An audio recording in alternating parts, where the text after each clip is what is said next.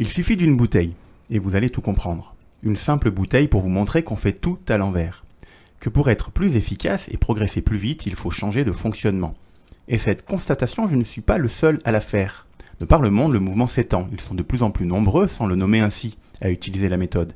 Et cette méthode, c'est la méthode VIF. Harry Van Niekerk a comparé 3 méthodes pour vider une bouteille. La méthode habituelle, qui consiste à retourner simplement la bouteille, lui a pris 19 secondes. Et la méthode la plus rapide, 4 secondes. Oui, 4 secondes, le progrès est énorme. Le principe est le suivant. Quand on vide une bouteille, il y a de l'air qui rentre et de l'eau qui sort. Si l'on ne fait rien de particulier, ça bouchonne au niveau du goulot. C'est le fameux glou-glou. Et pour éviter ça, il suffit juste d'insérer une paille. Et dans votre vie, vous allez faire pareil. Vous allez lisser le flux de vos activités. Vous allez faire comme tant d'autres l'ont fait avant vous.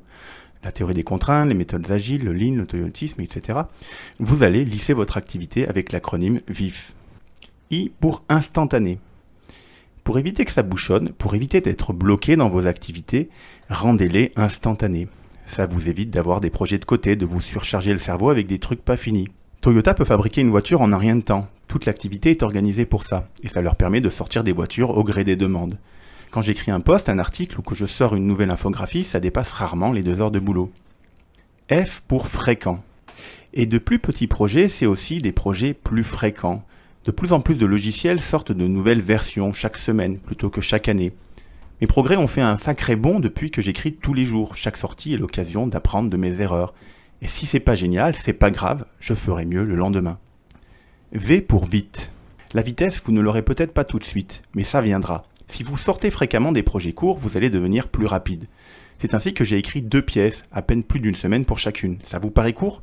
C'est juste que j'ai inventé un nombre incalculable d'histoires, vous n'imaginez même pas. Kim Jung-ji improvise des fresques géantes devant le public. Mais regardez tout ce qu'il dessine à longueur de journée et vous comprendrez. Plus vous serez rapide, plus vous serez à l'aise pour créer des projets complexes. Vite ne veut pas dire précipiter. Cela veut dire que vous avez développé une compétence. Vous ne piétinez pas 3 heures à galérer sur votre projet. Vous avancez parce que vous savez avancer. Voilà, c'est à vous.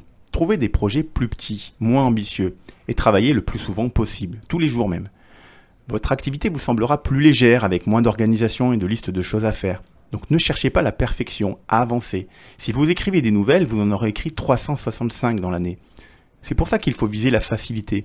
Ce que vous faites doit rester un plaisir pour vous donner la motivation de continuer, chaque jour.